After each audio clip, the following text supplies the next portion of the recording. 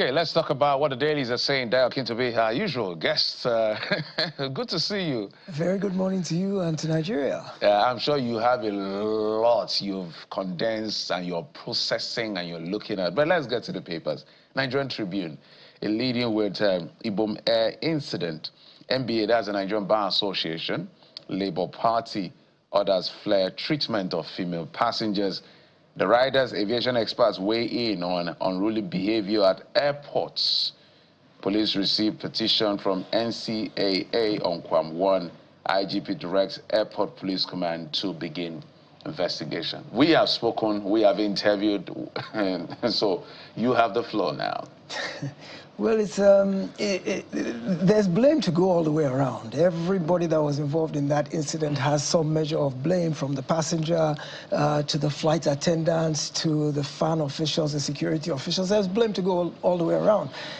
However, one wrong does not justify another wrong, and the second wrong does not diminish the first wrong. So the way we look at it is that there is no justification whatsoever for how the lady was treated, but there's no justification either for what she did.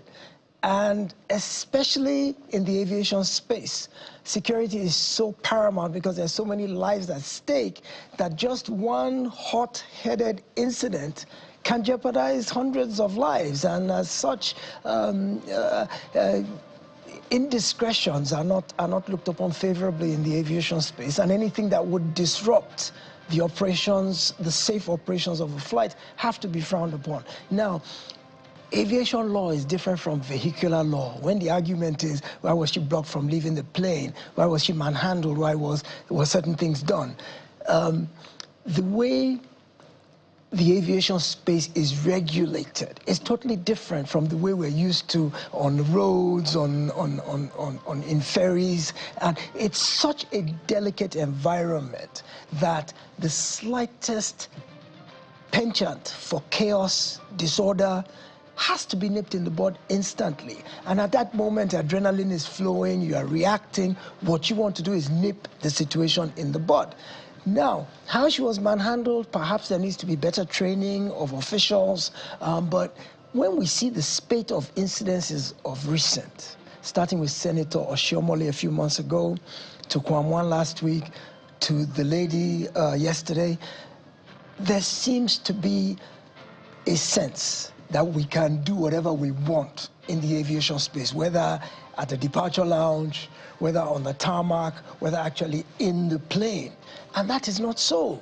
And I think there has to be, the message has to be communicated clearly through deterrence. And what I'd like to see is investigation and prosecution of all three of them. And I'm glad that the NCAA has now petitioned the IGP, because the situation with KWAM1 has kind of marginalized what happened with others, because there's now issues of double standard. There's issues of some people are being treated with kid gloves while other people are being thrown into kirikiri within 24 hours. So the focus has been diverted from what actually happened to issues of injustice and inequity, which is unfair, because what we should be focusing on is the fact that, are our skies safe? So many more people are depending on air travel nowadays because the roads are not so safe. There's the fear of kidnapping. So the airspace has become a preferred way of travel. If people don't have the confidence in the safety, I mean, Nigeria is already internationally has a reputation for the fact that banditry, kidnapping, terrorism is already plaguing us. When you now see incidents of the fact that the airspace itself is not safe, and not that it's not safe from external aggression, but it's not safe because us as a people are being unruly, which jeopardizes the safe operations of airlines. So I want to see these cases fully investigated, those who are found culpable. In yesterday's case, I think there are questions to answer on both sides. I think the lady has a case to answer, but the flip side of the lady's situation is that she has the legal right now to sue, because she was dehumanized, she was debased, her privacy was violated. The person who took the video and released it online should be found through a digital footprint, should be found, should be brought to book. The people who manhandled her, despite the fact that they were trying to do their jobs and secure the situation, bring it under control, they still went over and above board. So they also should be brought before an administrative process. The lady should, of course, she's been charged already. You don't lift your hand to strike another human being. It's that simple. I mean, at the moment she did that, she is, to some degree, culpable of assault, and she should answer questions for that. So I think we should see a judicial process for all of these to serve as a deterrent and to send a message that this kind of behavior cannot be tolerated in the airspace. One small mistake has grave implications for hundreds of lives. So we can't afford, let's put sentiments and logic aside for a minute, and let's just simply say the delicate nature of the airspace, aviation, air travel, the rules have to be more stringent than normal, regular, everyday engagements. The rules for aviation travel, how passengers comport themselves, how flight attendants have to take charge, they're authoritative. The captain and the flight attendants, they have the authority and the power to lay the rules down. If they say switch off your phone, you must comply. If you look at the fine print of the ticket that you buy, stated in there, you are subject to the authority of the captain and the staff. The fact that the button on your phone doesn't work is irrelevant, it's meaningless. If your phone is not operational properly, don't carry it with you. It's not an excuse that the button didn't work, I can't switch it off. Once you are given an order, explicit, in the plane, you must comply. If you don't, you can be disembarked. And that's the truth. Those people have all-encompassing authority within that aircraft, and we must comply with whatever they say. And just to add that also, the international community is watching to see how Nigeria handles this. Absolutely. Yeah, but let's head over to the next paper now, the New Telegraph. And, it takes a detour from the whole drama of the last week. And this is how the New Telegraph chooses to report the nation on its front page. Criminally smart politicians now declaring assets before acquiring them. I'll take that again. Criminally smart politicians now declaring assets before acquiring them. And of course, this is ascribed to the EFCC chairman, Mr. Ola Olukoyede. Well, Mr. Akitobi, over to you on this one. Well, tell us who. I mean, this current leadership of the EFCC says a lot of things, but I don't see them following it up with either action. Which of these civil servants have you arrested? Which have you prosecuted? Which have you named? Without a doubt, we have ingenuity as Nigerians when it comes to finding creative ways to siphon public funds. So it won't surprise me if this is a strategy. It probably isn't even new. It's just because now there's more of a focus on declaring assets when a new administration comes in. But I'm sure this has been a time-tested practice that has been done for quite a while. But the point is, EFCC, if you're going to talk about it, what have you substantively done to address this issue? Don't just come and do press conference every other week and huff and puff and tell us stuff, but you don't back it up with prosecutions, arrests, or even naming. Who? Tell us one or two of the civil servants who have done this, or the politicians who have done this. And it's a clever strategy, really, that you know that by the time you finish your term, they're going to ask you, you started with X number of naira in value of your assets. You've ended with this much. So you pre-declare the amount you hope to steal during your term. Is there no verification? Well, that's what the CCB is supposed to do. They're supposed to verify these things, but generally the declarations just gather dust on somebody's file, on somebody's desk, because at the end of the day, the person who is supposed to verify it is also pre-declaring their own assets too. It's the job of the EFCC to do the verification, really, isn't it? Absolutely, it is. Going to be investigating public officers for corruption. Yes, indeed. But see, the EFCC does not pre-investigate. They investigate after the infraction, not before, because a crime must have been committed before the EFCC gets involved. So they are not there for deterrence.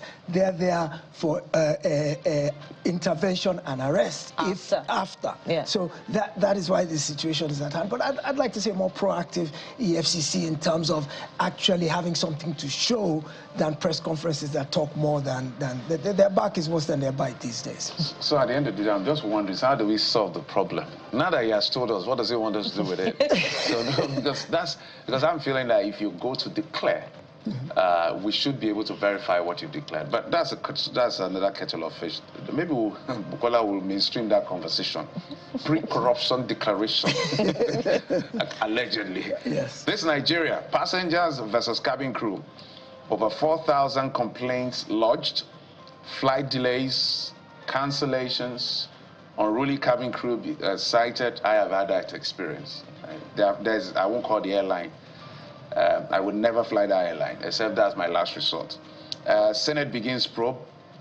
NBA slams KWAM1 over Emmanson saga. IGP directs investigation of KWAM1.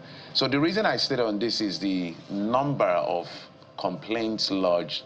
I don't think it's out of place to lodge complaints. Resolution, what do you make of this? Whether it's properly resolved? Because I was speaking to someone yesterday. You go to the airport sometime without proper communication. You're supposed to catch a flight for 1 o'clock. They bundle you and the people. I have flown. I was coming for, then I was living in Port Harcourt. I was coming for a friend's wedding. I was supposed to fly, I think, about 6 o'clock or 5 o'clock, 4 or so. I even had to leave radio. I was on the radio then. Quickly got to the airport. But I think I landed in Lagos at about maybe 1 a.m. You think I used night bus to come. So I know nobody will apologize to you for anything. It's the lack of consequences. This is still a general problem, systemic problem in Nigeria. The airlines know they can get away with it, so they do it with reckless abandon. No apology, no notification. The airline will have you scheduled for 12 o'clock. It's been delayed till 6 o'clock. Nobody tells you. You're sitting in an airport miserable for several hours. So the regulator needs to hold there's laws on the books that says if your flight is delayed by X number of hours, you should be compensated. Ask anybody in Nigeria if they've ever received a dime from any airline for cancelled flight or for delayed departure. It doesn't happen. That's because the regulator is sleeping on the job, and the regulator is supposed to protect us as citizens. That's the government's job, is to protect the rights of individual citizens. So when the regulator, whether it's NCAA, FAAN, is sleeping on the job, the airlines run roughshod over all of us. And look at the sheer number of complaints. 4,000 complaints about cancellations, late departures, unruly flight attendants. In Nigeria, we're all tin pot gods if you happen to have a locus of power, no matter how fleeting it is. Who is the most powerful person in Nigeria during a fuel shortage? The pump attendant. Why? Because at that moment he is so powerful and he flexes that power. I think that's a carryover from military oppression.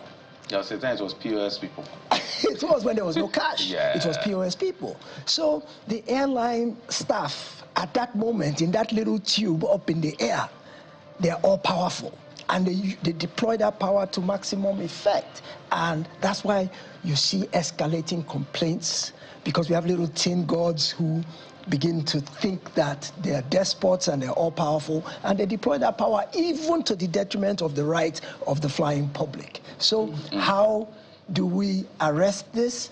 We put more pressure on the regulator. The regulator has to begin to sanction the players. In all industries, I think, what's the point of having regulation if the major players can ride roughshod over our rights? Regulators need to be more on the ball. And in spite of the power and the economic resources of the airlines or of the oil and gas companies, the regulators do not need to be intimidated by the power of the players. The regulator is all-powerful and has supervisory authority to call any errant entity to order. We're not seeing that happen. Very well said there, and it reminds me of our conversation with, the regulator yesterday, where the point was made that they do not have powers of prosecution. No. So everyone deserves, some form of pressure, either the airlines or the regulator themselves. Speaking of which, The Guardian doubles down on the KWAM1 incident. Take a look at the headline: outrage over KWAM1 incident as IGP orders KWAM1's probe. Of course, we're looking to see how that turns out. Perhaps this has been exhausted. Let's look at other issues that The Guardian focuses on this morning. Take a look at the story to the right-hand corner above the nameplate. Reps pushing to make appeal court final judge in Guber poll disputes. now looks like a very tall order when you consider the circumstances around post-election disputes. But Mr. Akitobi, what do you see coming through from this and, of course, the ongoing electoral reform conversations ahead of 2027?